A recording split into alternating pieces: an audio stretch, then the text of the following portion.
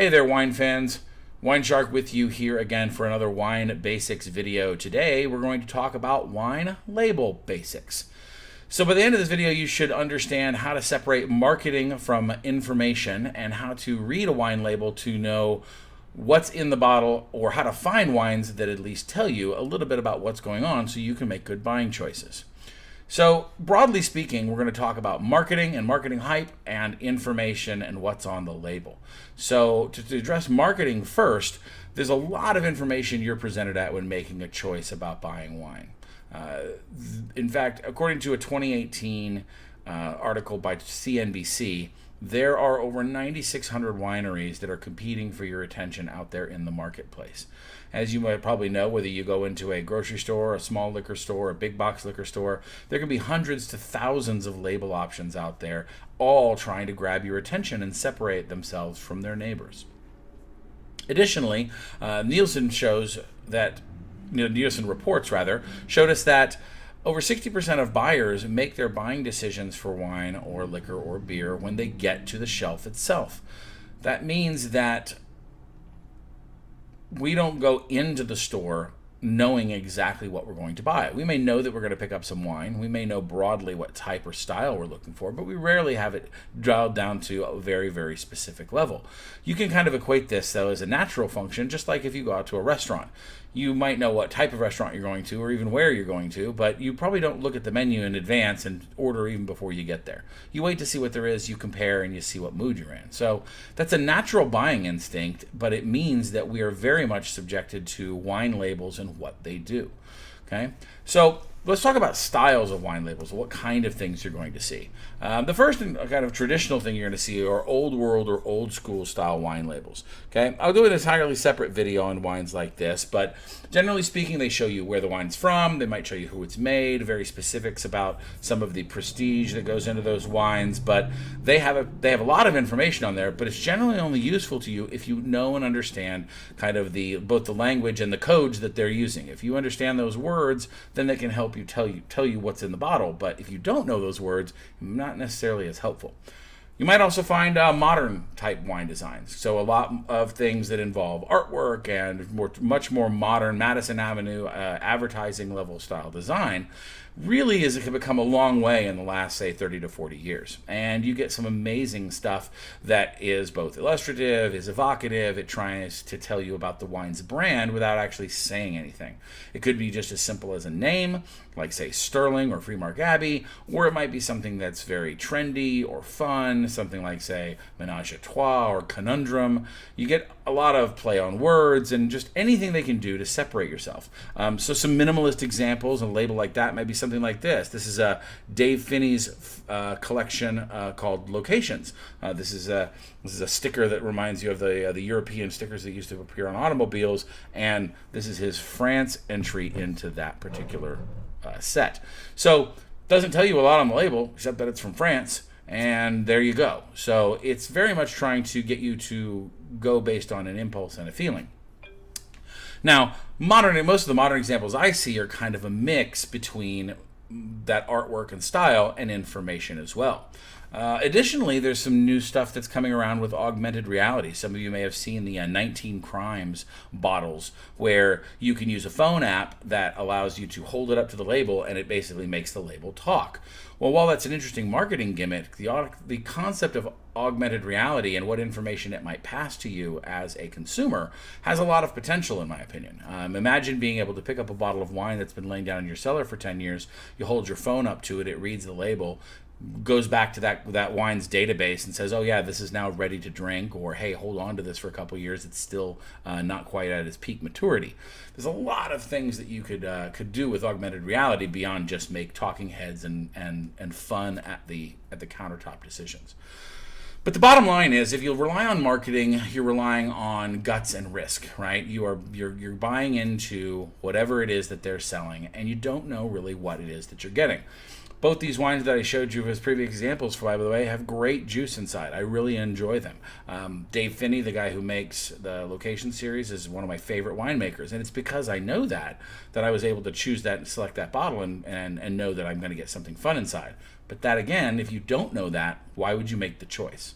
Okay? So If you go on looks alone, you're rolling the dice. That's the bottom line. So what can we do on the information side of things? How can we get information that's going to help us make good choices about what flavors are in the bottle, which tells us, hey, that's the type of wine I like.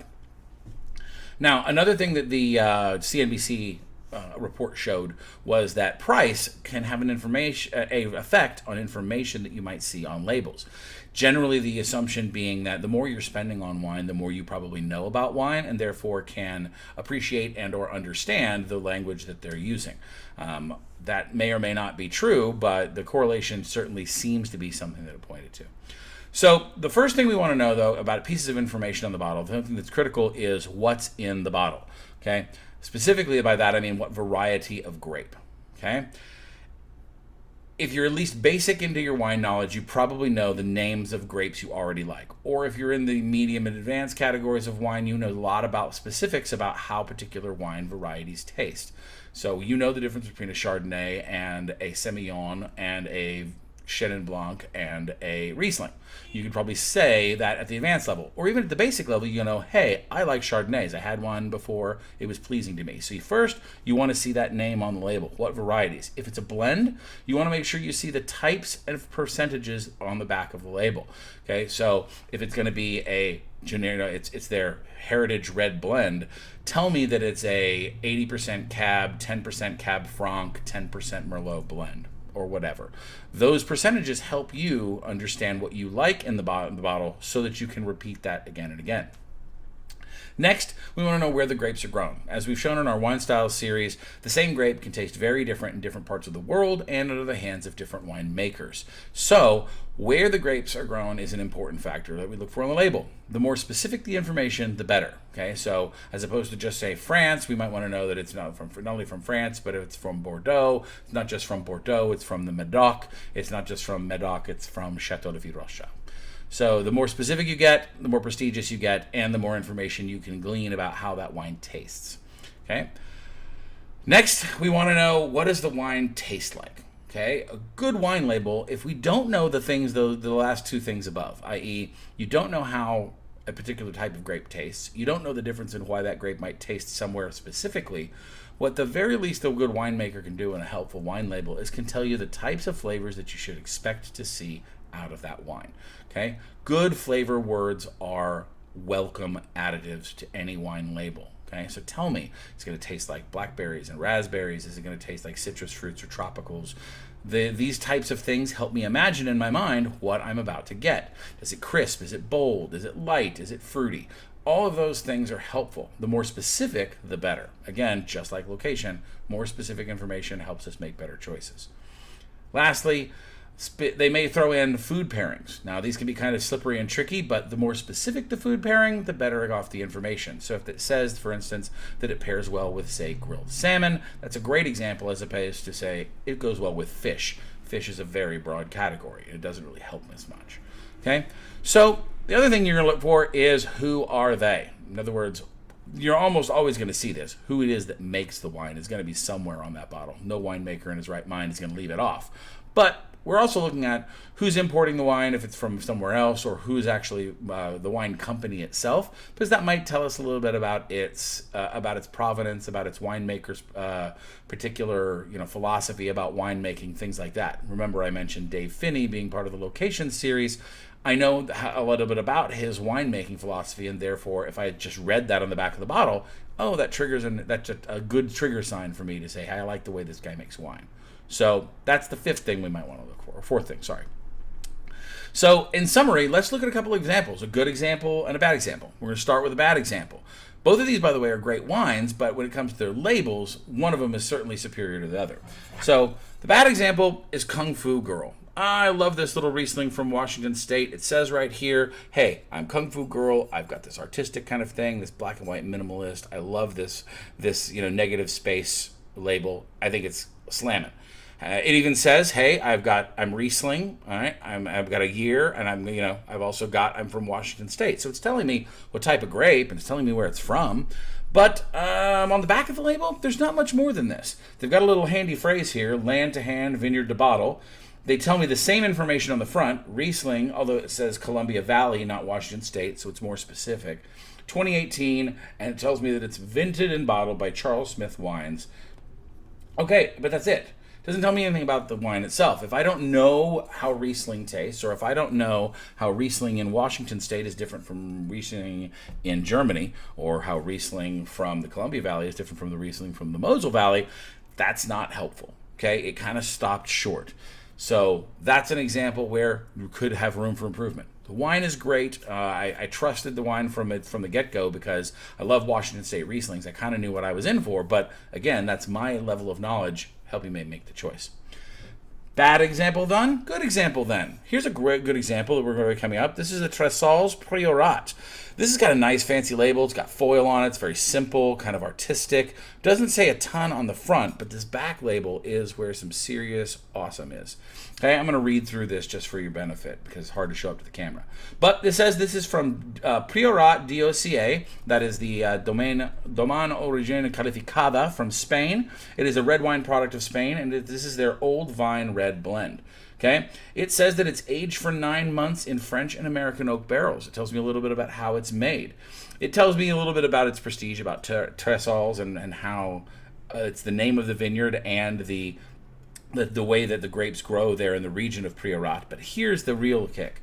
Tressol's is a robust, concentrated red offering cranberry, red plum, and mineral flavors, firm yet sweet tannins, and a long-lasting finish. Ideal to pair with flavorful meats, pizza, and barbecue dishes.